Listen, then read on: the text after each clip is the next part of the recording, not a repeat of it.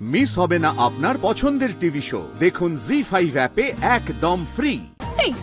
আপনি ন্যাড়া পোড়ানো কি জানেন না? আপনি কোনোদিন শোনেননি ন্যাড়া পোড়ানো? না না, আমার কোনো আইডিয়াই নেই এটা কি। না, তুমি আমাকে এক্সপ্লেইন করতে পারো, হোয়াট ইজ ইট এক্স্যাক্টলি? হায় হায় মা চণ্ডী, আমি যে আপনাকে নিয়ে কি করবো না আমি বুঝে উঠতে পারছি না। দোলের আগের দিন যাদের ন্যাড়া পড়ার অভিজ্ঞতা নেই তাদের জীবনটাই বৃথা।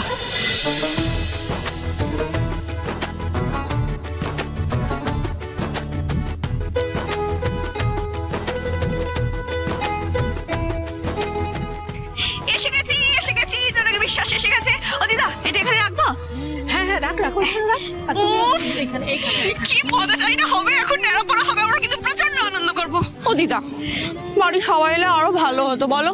সে তো হতো, কিন্তু সবাই যদি আমাদের আনন্দে সামিল হতে না চায় তাহলে তুই কি করবি বল? মা, বাকিদের কথা ছাড়ো, আমাদের মধ্যে একজন চলে এসেছে ন্যাড়া পোড়াতে। কে গো? জোনাকি।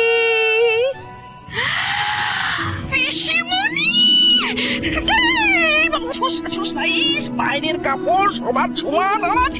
আরে দূর তোমার নিকুচি করেছে বাইরের কাপড়। তুমি আমার আপন গো পিসিমণি, আমার পিসিমণি তো।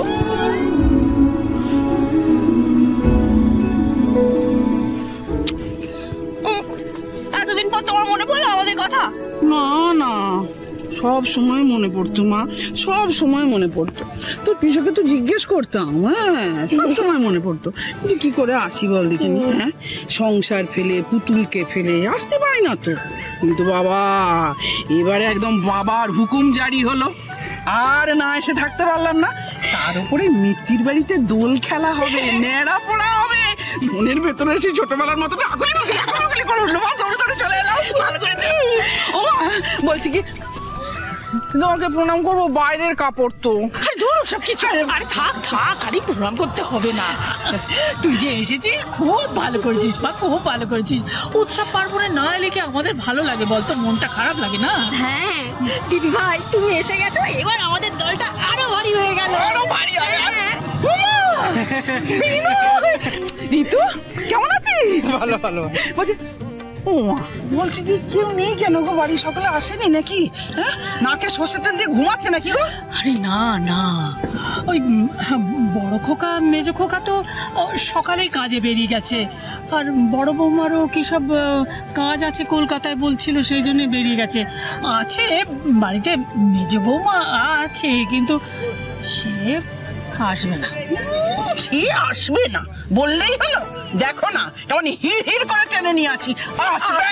ছাড় না, তুই তার চেয়ে বল যা, আমাদের জন্য কি কি এনেছিস বল। কিছু এনেছি, অনেক কিছু এনেছি। আমের আচার, আমলকির আচার, ফুলের আচার, গয়না বড়ি, ডালের বড়ি হবে তো।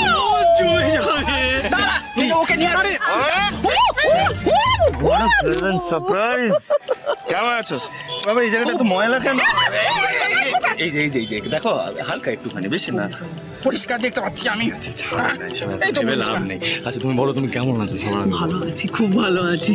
বলছি যে মিত্তির বাড়িতে দোল খেলা হবে, বাবা ডেকে পাঠালো। ছোটবেলার মতো ভীষণ মজা করবো, দোল খেলবো, তাই চলে এলাম।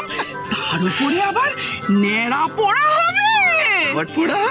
ন্যাড়া পোড়া? What is that? ন্যাড়া পোড়ানো। ন্যাড়া পোড়ানো সেটা কি? তোমার মাথা থেকে বেরোনো নতুন উদ্ভট আইডিয়া নাকি? ওমা, দেখি রে বাবা। দিদা, তোমার নাতির কি অবস্থা? হ্যাঁ, এই আপনি ন্যাড়া পোড়ানো কি জানেন না? আপনি কোনোদিন শোনেননি ন্যাড়া পোড়ানো? না না না, আমার কোনো আইডিয়াই নেই এটা কি। না, তুমি আমাকে এক্সপ্লেইন করতে পারো, হোয়াট ইজ ইট এক্স্যাক্টলি? হায় হায় মা চণ্ডী, আমি যে আপনাকে নিয়ে কি করবো না আমি বুঝে উঠতে পারছি না।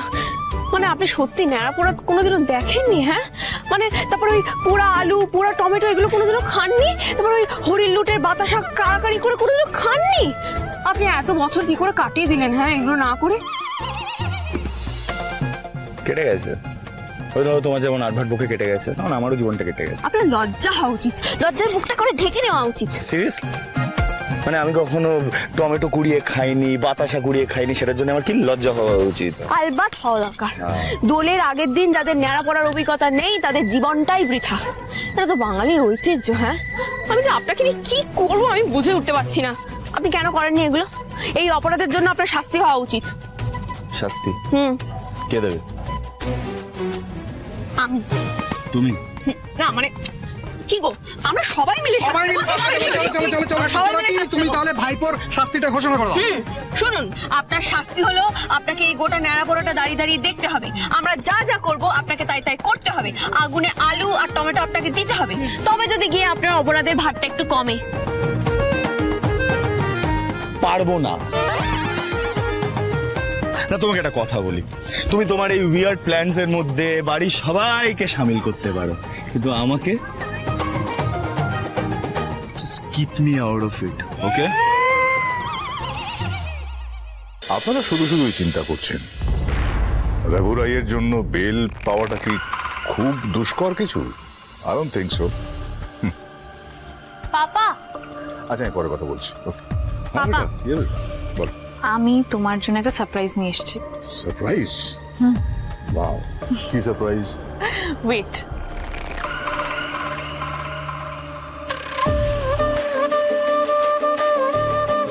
পাপা, meet the love of my life, Rick. Rick.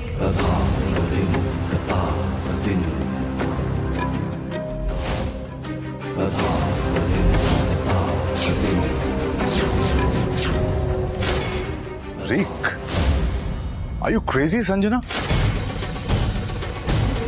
কি বলছো কি তুমি? রিক ধ্রুবর ভাই। আমি তোমাদের এই রিলেশনটা কিছুতেই মানতে পারবো না। পাপা, তুমি রিককে কেন ভুল বুঝছো?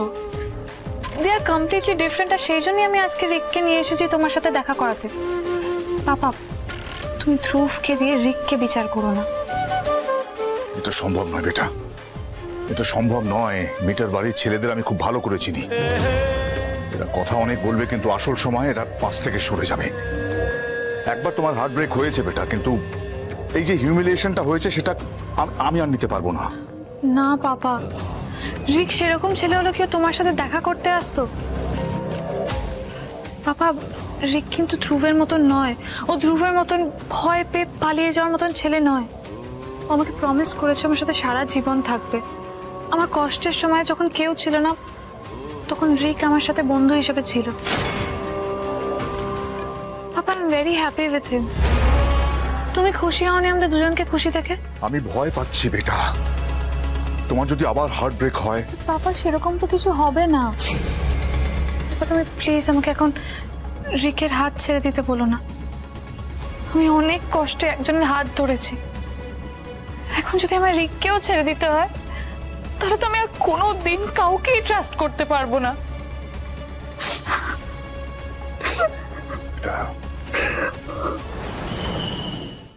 জি5 ডাউনলোড করুন আর সব এপিসোড দেখুন একদম ফ্রি।